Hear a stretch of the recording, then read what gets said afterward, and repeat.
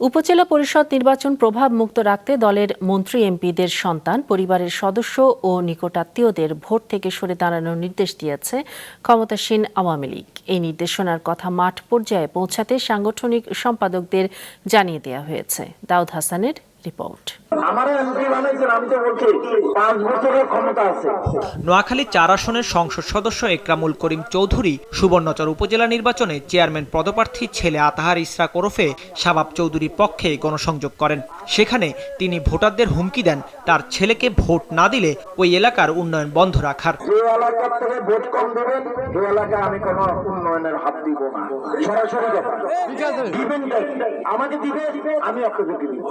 এর আগে নরসিংদীতে নিজের পছন্দের উপজেলা চেয়ারম্যান প্রার্থীর পক্ষে গণসংযোগ করেন শিল্পমন্ত্রী নুরুল মজিদ হুমায়ুন। সেখানে প্রতিপক্ষের প্রার্থীদের অকথ্য ভাষায় গালিগালাজ করেন তিনি।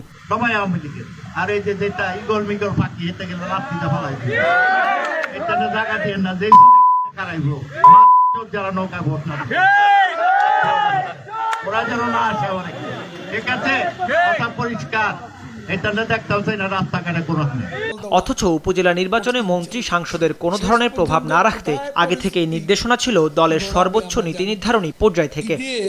কিন্তু দলের সর্বোচ্চ এই সিদ্ধান্ত না মেনে পছন্দের প্রার্থী ছাড়াও উপজেলা নির্বাচনে পরিবারের সদস্যদের প্রার্থী করেছেন ক্ষমতাসীন আওয়ামী লীগের এমপি মন্ত্রীরা। এ তালিকায় আছে তাদের স্ত্রী, ছেলে মেয়ে থেকে শুরু করে ভাই ভাতিজা শ্যালকের নামও। এমন পরিস্থিতিতে দলের মন্ত্রী, সংসদ সদস্যের সন্তান, পরিবারের সদস্য ও নিকটাত্মীয়দের উপজেলা ভোট থেকে সরে দাঁড়ানোর ফের কঠোর নির্দেশ দিয়েছে ক্ষমতাসীন দল আওয়ামী লীগ। দলের সভাপতি শেখ হাসিনার বরাত দিয়ে দলের সাধারণ সম্পাদক ওবায়দুল কাদের এ বিষয়ে নির্দেশনা দেন। দলের সাধারণ সম্পাদক জননেতা জনাব ওবায়দুল কাদের আমাদের প্রিয় নেত্রী বঙ্গবন্ধু কন্যা জননেত্রী শেখ হাসিনার বরাত দিয়ে এইভাবে আমাদের বলেছেন, একটি নির্দেশনা দিয়েছেন যে মন্ত্রী এমপিদের সন্তান সহ তাদের স্বজনরা যাতে এই নির্বাচনে অংশগ্রহণ না করে এই ব্যাপারে তাদেরকে বলার জন্য আমাদের নির্দেশনা দিয়েছে। দলটির দায়িত্বপ্রাপ্ত সাংগঠনিক সম্পাদকেরা নিজ নিজ বিভাগের মন্ত্রী, সংসদ সদস্যদের দলের এই নির্দেশ খুব শীঘ্রই জানাতে শুরু করবেন। তবে কেউ যদি নির্দেশনা অমান্য করে তার বিরুদ্ধে কী ধরনের ব্যবস্থা নেওয়া হবে তা এখনও সিদ্ধান্ত নেওয়া হয়নি বলে জানায় এই নেতা। সেটি তো পরবর্তী সিদ্ধান্ত বঙ্গবন্ধু যেটা নেবেন সেই বিষয়ে যদি আলোচনা করতে আমাদের ডাকেন কোনো সময়, আমরা আমাদের মতামত জানাবো। এখন তো আমরা কিছু বলতে পারবো।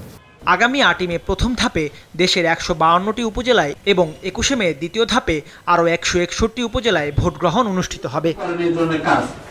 দাউদ হাসান, মাছরাঙ্গা সংবাদ, ঢাকা।